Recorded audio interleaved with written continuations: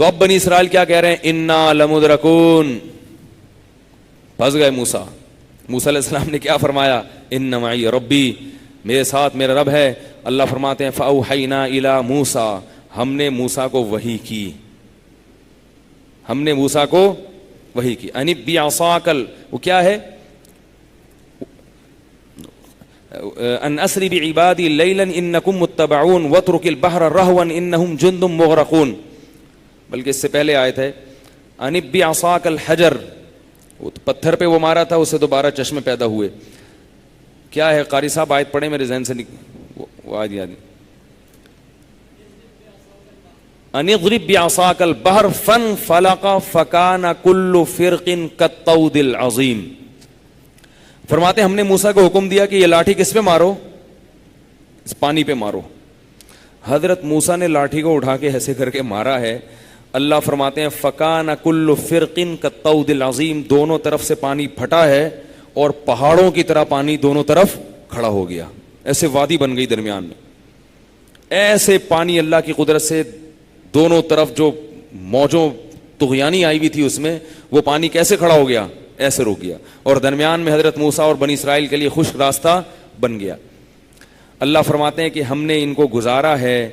فرعون کی طاقت، جب انسان پر اللہ معاف فرمائے گناہ کی شہوت چڑھی ہوتی ہے نا اس کے دماغ پہ، تو اس کو کچھ بھی سمجھ میں نہیں آتا. فرعون دیکھ رہا ہے کہ یہ کس کے لیے ہوا ہے. ظاہر ہے ایسا دنیا میں ہوتا نہیں ہے نا کہ لاٹھی لگے اور راستہ کھل جائے.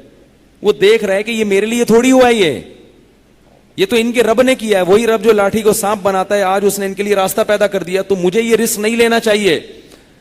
لیکن طاقت کے نشے میں اس نے یہ رسک لے لیا. اس نے کیا کیا؟ رسک لے لیا. اور اللہ فرماتے ہیں وَأَزْلَفْنَا ثَمَّ الْآخَرِينَ، اور اس لشکر کو بھی ہم نے دریا کے قریب کر دیا. اور وہ لشکر آیا ہے جب موسیٰ علیہ السلام اور بنی اسرائیل پار ہو گئے، تو وہ بھی دریا کے درمیان میں آ کے، جب پورے دریا کے درمیان میں آئے نا A to Z، یعنی پہلا اور آخری بندہ جب درمیان میں پہنچا ہے، اللہ فرماتے ہیں ہم نے سمندر کو، وہ جو تیز موجیں تھی اس کو چلا دیا. جب وہ تیز موجیں چلی ہیں تو وہ ڈوبنا شروع ہوئے ہیں. اللہ فرماتے ہیں اضل فرعون قومہ وما ہدا، فرعون نے خود بھی گمراہ ہوا اور اپنی قوم کو بھی مروا دیا. اس لیے میں کہتا ہوں ان سیاست دانوں میں جو 2 نمبر ہیں، ان کے پیچھے جاؤ گے یہ خود بھی مریں گے اور تمہیں بھی مروائیں گے. کیونکہ لیڈر، جہاں بھی قرآن میں لیڈر کا تذکرہ آتا ہے، اللہ بتاتے ہیں یہ خود بھی برباد ہوتے ہیں اور اپنے ساتھ اپنی پارٹی کے نوجوانوں کو بھی برباد کرتے ہیں. یہ پارٹی والوں کو بھی برباد. میں نہیں کہہ رہا کہ سیاست میں نہ جاؤ، آپ دیکھ کے سوچ سمجھ کے جایا کرو. تو اللہ فرماتے ہیں سب کو مروا دیا اس نے.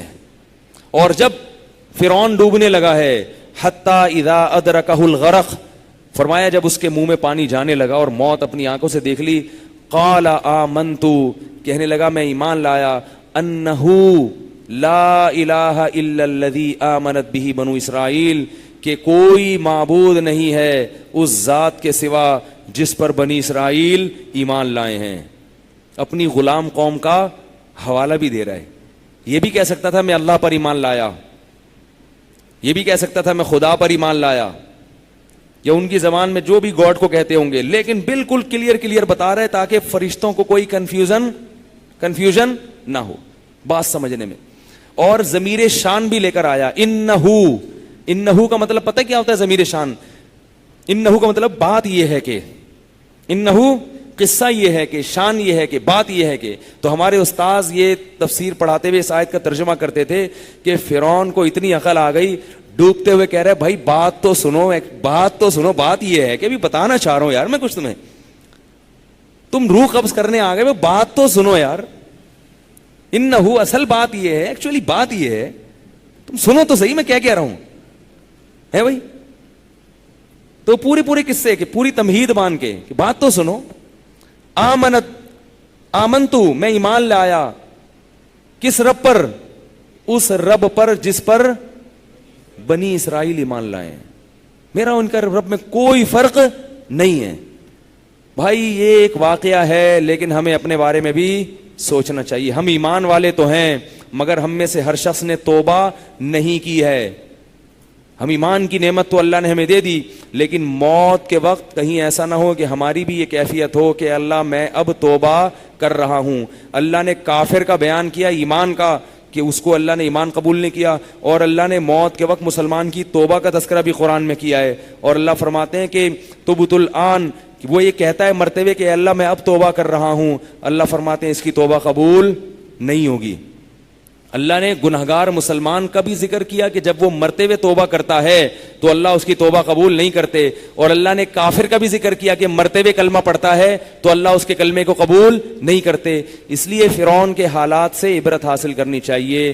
یہ نہیں دیکھنا چاہیے کہ وہ تو کافر تھا, وہ تو مانتا ہی نہیں تھا, ہم تو کلمہ پڑھتے ہیں. ٹھیک ہے, ہم کلمہ پڑھتے ہیں مگر کلمے کے تقاضوں پر عمل نہیں کرتے. تو اللہ فرماتے ہم نے کیا کہا, آنا, اب تو توبہ کر رہا ہے, وقد عصیت قبل, اس سے پہلے تو اللہ کی نافرمانی کرتا رہا ہے. اب نہ صرف یہ کہ تیری توبہ قبول نہیں ہے, فَالْيَوْمَ نُنَجِّيكَ بِبَدَنِكَ, آج ہم تیری باڈی کو